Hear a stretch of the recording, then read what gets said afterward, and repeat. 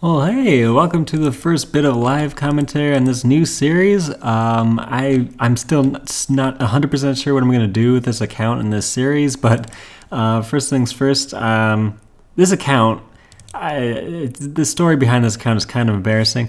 I basically made this account as an attempt to be the first Hardcore Ironman to get the Warden title, but I got beat pretty bad by someone else. So this account just got abandoned like a long time ago, like a couple of years. And I had gotten quite far as a hardcore Ironman, like at least getting a decent start. I want to make a new hardcore Ironman just to have an account that I can make progress on for this YouTube channel that's been dead for like years. And this account, like I was looking at trying to make the whole new hardcore Ironman, which would take a lot of time and energy compared to just using this account. And yeah, I might as well get a head start on like a new account and go for late game hardcore Ironman nonsense because that's gonna be fun. So that's the plan. First step is just doing some free to play stuff while I think about what I want to do with this account in general. And yeah, just figure out what I want to do with this account. I stayed in free to play for like 20 minutes taking inventory of what I had on the account already. It's been like 2 or 3 years, so I've completely forgot where I left off. Looking at the levels and the stats, I've got a pretty solid base like already. Some notable ones are 80 Dungeoneering that I did on like a double token weekend or something, which gave me plenty of tokens for the Charming Imp, Bone Crusher, and like the Skillian Scrolls, like the Scroll of Cleansing, which is a must-have. Back in the day, Dungeoneering was also one of the best methods for Ironman to do crafting XP at low levels, so that's also how I got to 67 crafting. There's 72 construction from AFK Sandcastle building on the beach event, so that's super nice to get some quest requirements, and it saves a ton of cash. In terms of quests, I haven't done a whole lot of them. The biggest ones would probably be Dragon Slayer, Hero's Quest, Monkey Madness, and Darkness of Hollowvale, which means I'm past like the most annoying vampire quests, which is awesome. And looking at the bank, it's super disorganized, so I'm going to have to work on getting that looking decent. And you can see I don't have a whole lot of gear. In fact, you can see how dated this account is because it has over 900 carapace torsos from grinding cockroach soldiers before they nerfed the alch price. So rest in peace, several million coins there. You can also see some ores and bars that'll need to get moved to the metal bank. And it's worth noting that I do have a dragon hatchet. I managed to get it at 44 kill count at Dagonoth Rex, which is awesome to have out of the way and is in the tool belt. And what I'm most excited about for this series is being able to use all the new stuff that has made Ironman Mode just so much easier and faster over the years, like the PvM hub, mining and smithing, like even archaeology. Like there's just so many new methods of leveling skills to try out and play the account so much more efficiently than I had on my first Hardcore Ironman. First quest on the to-do list done, Throne of Miscellanea, for obvious reasons. Gotta get that daily miscellaneous nonsense going on. And right after Throne of Miscellanea, I went ahead and did Royal Trouble, so it's an even better kingdom. And I'll be honest, the only reason I did Royal Trouble at this point is because I get the 5 ciders I need for a Sears Village easy task, which I need for a light source, so I can do Tears of Guthix to unlock a weekly that I'll be doing.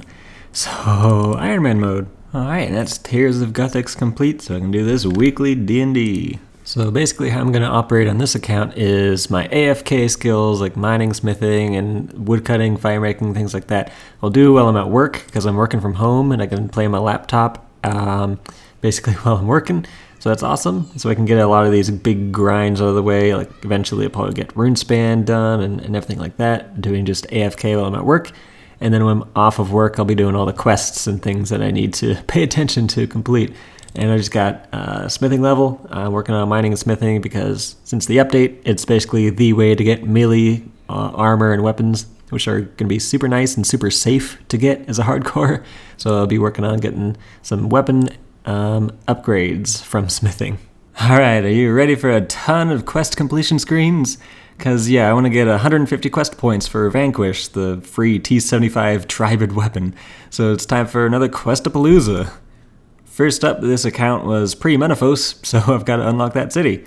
Completed the couple of desert quests to unlock the city, which gives me new meta mid-level fishing and cooking method. That'll also give me like really good food to use for a long time.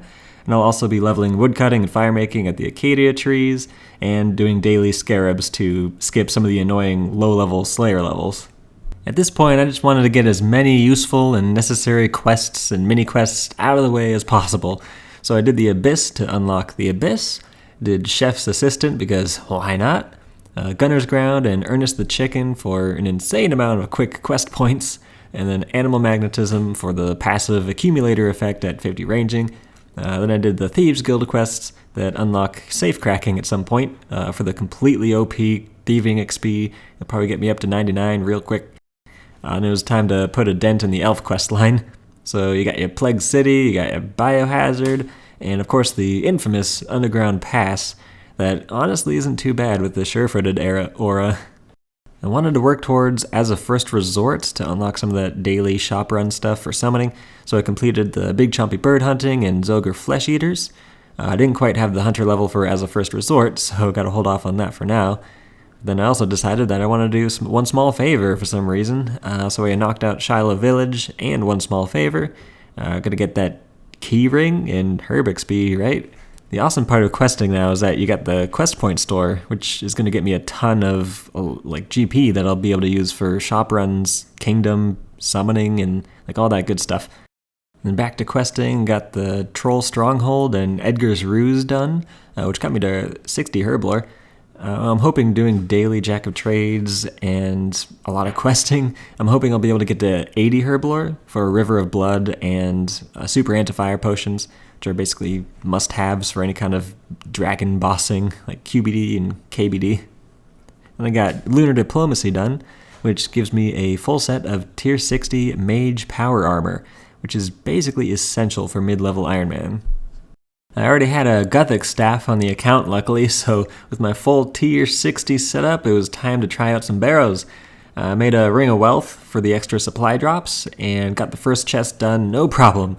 Getting the first chest means I can attune the boss portal to Barrows, which not only makes Barrows super nice to do for Reaper tasks and stuff, but also gives a great teleport to the part of Mauritania before grinding out temple trekking for the Games Necklace teleport or doing Branches of Darkmire for the Dragon's Medallion. And I did some cage doors to 62 thieving, so I could finish up the Thieves Guild quest line and unlock safe cracking, which I'll probably be doing to 90 thieving at least soon to unlock ports. A long-term goal is to get the Scrimshaws of Vampirism unlocked, which will help immensely on survivability at high-level bosses and high-level Slayer. Doing the daily Big Chinchampa for early Hunter levels, a nice, easy, and quick way to get those done. Finished 48 Hunter, which gives me the requirements for As a First Resort, so I got that quest done.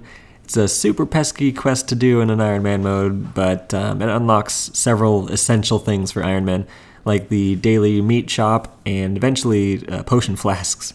I thought doing all the quests I could do in alphabetical order would be a good way to stay motivated to quest, but got through like all of the A's and the B's before deciding it was better to focus on useful quests first. I got Fairy Tale Part 1 and Part 2 done, so I could unlock fairy rings. I didn't quite have the summoning level for the third part though, so that'll have to be saved for later.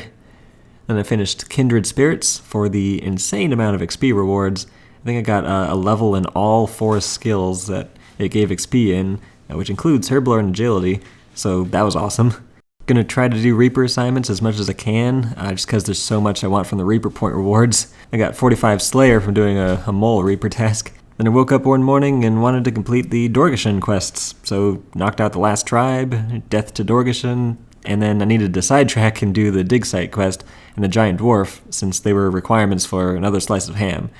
That quest put me just a couple quest points away from Vanquish, so I completed Murder Mystery, and those quest points just took me right over the threshold, so I've unlocked Vanquish. Vanquish is going to unlock so many things on this account, like I should be able to comfortably do things like God Wars Dungeon 1, high-level quest bosses, and Reaper tasks that the Gothic staff just isn't good enough for. I was so excited to use it, I had to grind out 75 Mage at the Abyss to try it out at Barrows. The difference in accuracy makes these low-level bosses so much safer and so much faster, which means it's a lot less risky in the hardcore. Managed to get at least one drop at Barrows, Varric's Plate Skirt, which is not too bad. Any drop that is able to be augmented is good in the long run. Got 70 Mining, which unlocks a whole bunch of stuff. The Tier 70 Necronium gear will be nice to make. And then I wanted to start proper slaying, so it was time to complete smoking kills, which meant I had to do a Galarian's Little Helper first. So I killed the quest boss, no problem on smoking kills. Having a tier 75 staff just makes these quest bosses a complete joke. And now I'll get the actual full amount of Slayer points from doing Slayer tasks, which is a must-have because I'm going to need a ton of Slayer points for all the unlocks that I need to get. I wasn't able to do Dream Mentor right away after Lunar Diplomacy because I wasn't 85 combat, which is a requirement for some reason. So I went back and Omni-powered the Elusive to complete that quest. And I completed a few more important quests to do, Holy Grail, Horror from the Deep, so I can get Dagonoth Slayer assignments, and then did the Legends quests since it's a requirement for Branches of Darkmire. Branches of Darkmire also require 67 Slayer, so it's time to start some proper slaying. And I think that's probably enough progress for one episode. At this point, I think I can say that the goal of the series will be making progress towards PvM achievements in Hardcore Mode. For the sake of having a clickbait video title, though, I think I'll call this series something like Hardcore Ironman Road to Insane Final Boss. And Insane Final Boss is like the last thing no Hardcore Ironman has done in this game at the time of recording, so I doubt that I'll even come close to getting it before the account is killed. But if I had to make the ultimate goal for this account, that's what I would set as the goal. So that's my excuse for the title of the series. And who knows, maybe I'll get Vitalis super early in this account, like before I get it on PubStomp. Then it would be faster to get the Insane Final Boss in this account anyway. And on that note, thanks for watching. I look forward to actually making videos and uploading them on this channel like once a week again, just like old times.